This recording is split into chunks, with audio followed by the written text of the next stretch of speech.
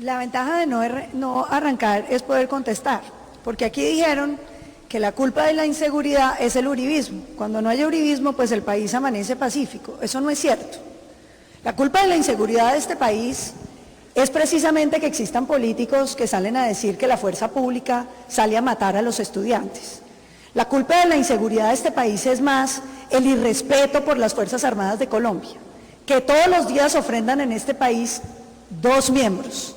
Todos los días en este país en promedio están asesinando 2 policías y soldados.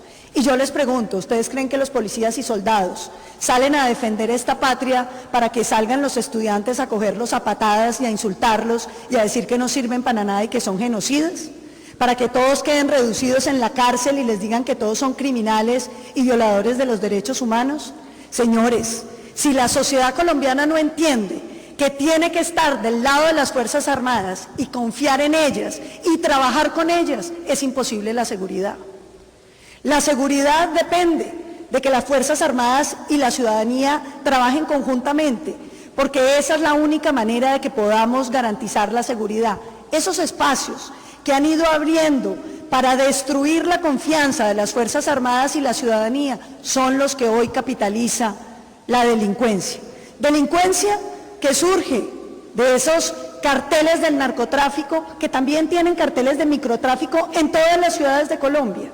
Y mientras no dejen que se pueda acabar con el narcotráfico, que es el peor enemigo de todos los colombianos, no vamos a lograr la seguridad, como no vamos a lograr la seguridad si no logramos tener un pie de fuerza muchísimo más amplio. Uno de los problemas que estamos teniendo en la seguridad rural es ese narcotráfico que tiene secuestrados a los campesinos colombianos con los cultivos ilícitos, porque no hemos sido capaces de tener una política realmente buena, fuerte con la criminalidad y generosa con los campesinos para que puedan tener proyectos productivos que les den un mínimo de dignidad. Pero vayamos a las ciudades.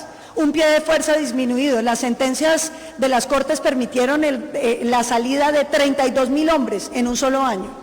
Y las Fuerzas Armadas, en toda su capacidad de la policía, pueden formar 10.700 hombres. Entonces, no tenemos policías. ¿Qué necesitamos ya?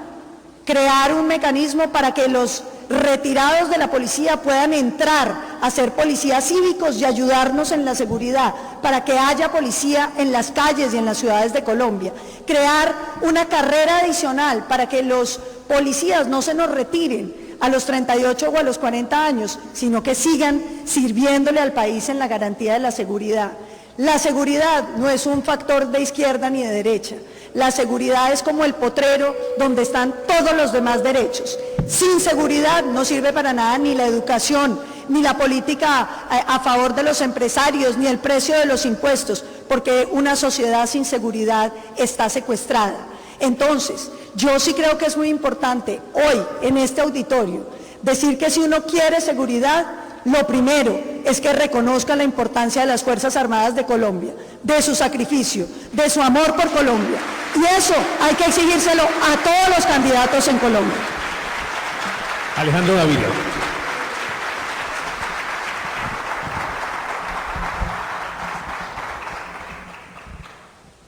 Todos estamos de acuerdo en que la seguridad es fundamental. Yo creo que todos estamos de acuerdo en respetar a las Fuerzas Armadas. Y tal vez la diferencia entre los candidatos está en un asunto de énfasis. Yo creo que en buena parte del discurso del gobierno actual hay un error en la forma como se está concibiendo la inseguridad o los problemas de seguridad, primero en las zonas urbanas y después en la periferia del país. Y uno podría describir ese énfasis actual en lo siguiente, en 3 frases. Primero, todo es narcotráfico, va a asociar todos los problemas de seguridad al narcotráfico. Y segundo, que las soluciones fundamentales son aumento de la pie de fuerza y aumento de penas. Yo creo que ahí hay un error. Y tenemos que empezar a concebir la seguridad, de pronto como la describió Federico, este es un tema integral. Donde, Paloma, no es solamente acercar la gente a las Fuerzas Armadas, es acercar la fuerza pública a la gente también.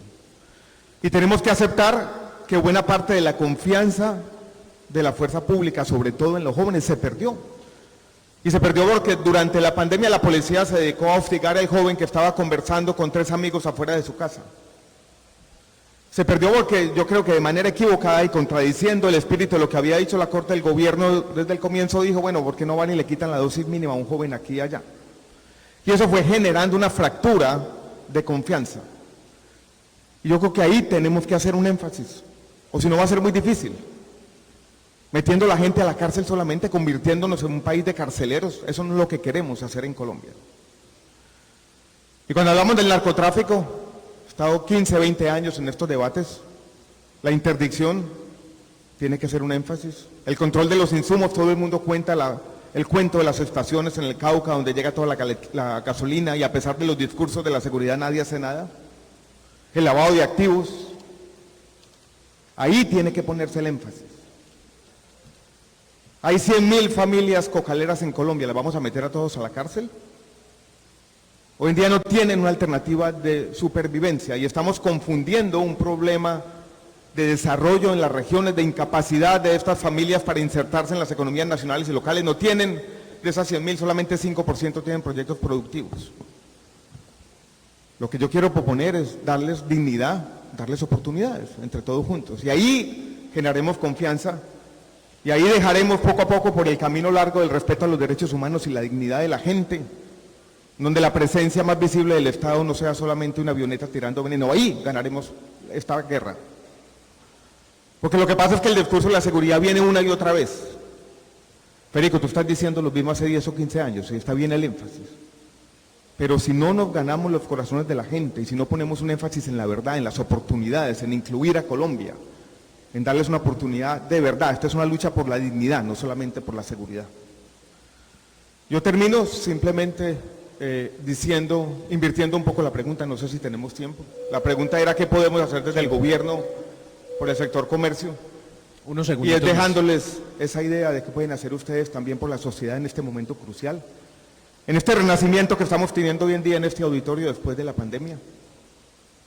De que ustedes pueden hacer mucho en el margen también, contratando un empleado de más, siendo buenas personas con el otro que está allí, ayudándonos a todos en medio de la devastación social y de la crisis más grande de confianza que ha tenido nuestro país, a ser un poquito mejores. Eso les pediría esta mañana. Muchas gracias.